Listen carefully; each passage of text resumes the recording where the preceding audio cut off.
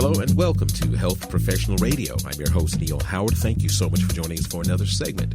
We're going to be speaking with Mr. Eric Arnold and Dr. Karen Chen this evening. Now, Spinal Muscular Atrophy Awareness Month is August, and this year, the 2021, also marks the first anniversary of the FDA approval of Evrysdi, a compound to treat SMA in adults and kids ages 2 months and older. Well, here to talk about this treatment has improved patients' lives is, as I said, Mr. Eric Arnold. He's a lawyer joining us here from West Virginia, who's grateful for the new treatment options. He's joined by Dr. Karen Chen, CEO of the Spinal Muscular Atrophy Foundation. Welcome both, Eric Arnold and Dr. Karen Chen. Thank you both for taking the time this evening. Thank you very much for having us, especially during this SMA Awareness Month. Well, Dr. Chen, if you would give us a bit of your professional background. Of course.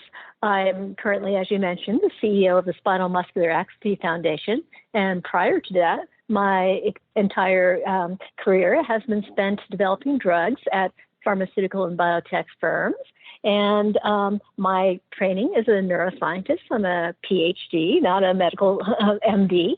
And I joined the foundation in 2007. As I mentioned, my background is in drug development. And so at the SMA Foundation, our entire mission is really to accelerate therapeutic development for spinal muscular atrophy. So I'm very pleased to be part of the organization and to bring my neuroscience and drug development background to the foundation, 14 years ago.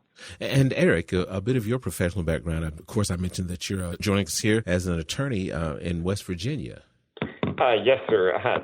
Don't judge me as a lawyer, but it's my profession, and it is something that I chose to do partly because of spinal muscular atrophy. I am a type 2 individual. I was diagnosed at 18 months, and I have been involved in learning as far as my self-care and participating in research initiatives with Cure SMA and SMA research through a family golf tournament that we believe is the longest running event for spinal muscular atrophy in the country. We'll be having our 24th year, the 26th this October, and also I am also on Evrysdi, known as risdiplan, and have been on that since December 2020 after it was FDA approved, as you said, on this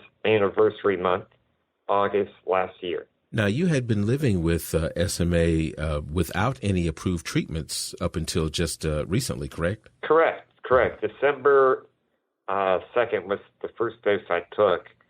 And part of that is, as a individual who's 35 now, living with SMA, I'll be 35 in a month, is I had a double spinal Harrington fusion, which is a 2 titanium rod, 18 screw insertion along the spinal column to treat scoliosis. And while other treatments such as Spinraza, which has gotten positive results, I was not a candidate due to the nature of my surgery and needing a port. Well, Evrysdi was a possibility for me because it was a oral once-a-day treatment taken through a syringe with fluid.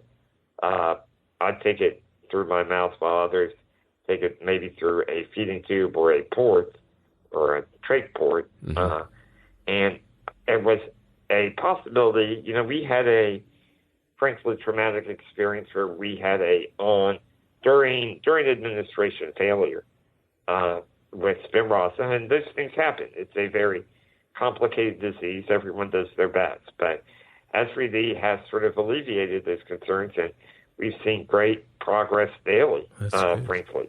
That's good to hear. The drug and I know there's many other things coming down the line, but part of that is because of Cure SMA and SMA Research Foundation and all the people associated with it.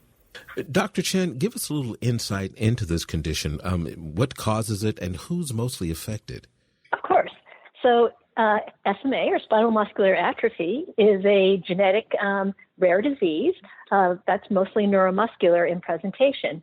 And so because it's a genetic disease, it affects children.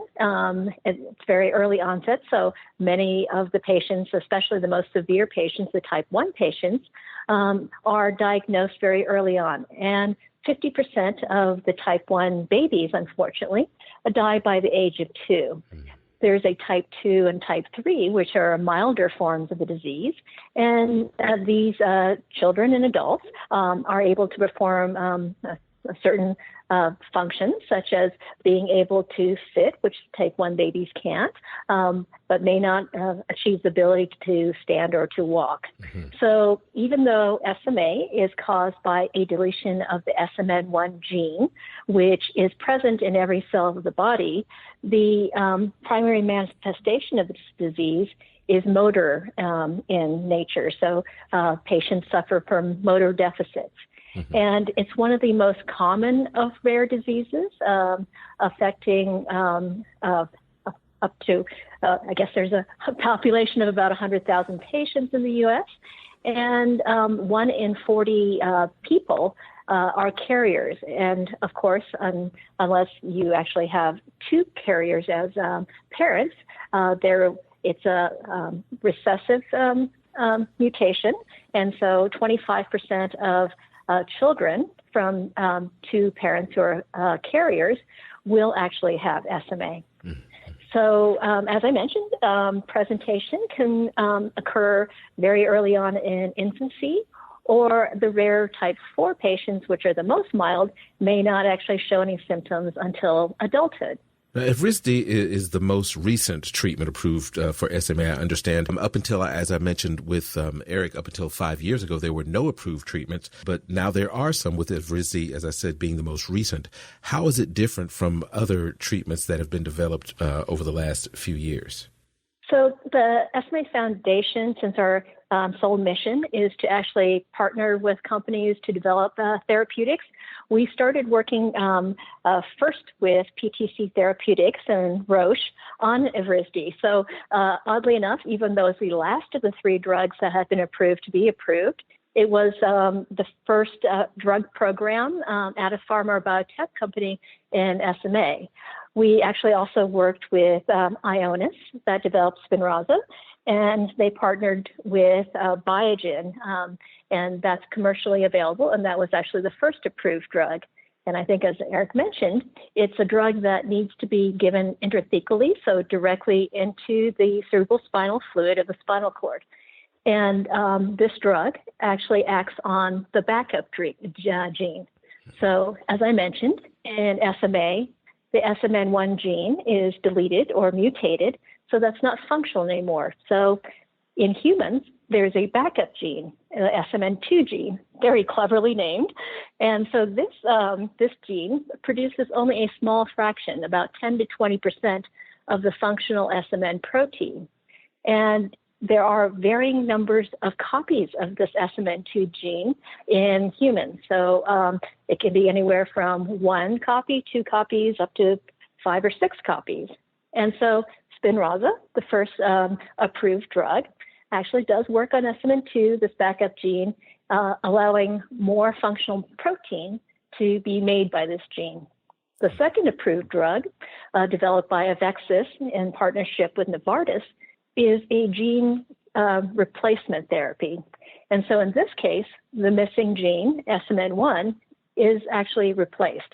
This drug also needs to be given directly into the spinal cord, and it's as a gene therapy, a one and done treatment. And so patients just actually have to undergo the procedure once. The third drug, as Eric mentioned, was approved last August, and that's Evrysdi. Originally, the program was between the SMA Foundation and PTC, and we brought on Roche as the third partner to really help accelerate the development of this drug. And this drug also works on the SMN2 backup gene, and it also allows a greater percentage of functional protein to be made by this gene. And it's unique in that it doesn't need to be given into the spinal cord, but it can be given orally, which not only is more convenient for the patient, but it also allows this drug to access all the tissues in the body. So as I mentioned in the description of SMA, SMN, the gene, SMN1, is actually present in all cells. And so this protein is needed by all cells in the body. And so it's, in our mind, better to actually have a drug that can access all tissues and organs in the body rather than just being confined to the central nervous system. Give us a website where we can learn more about Evrysdi and about the foundation as well.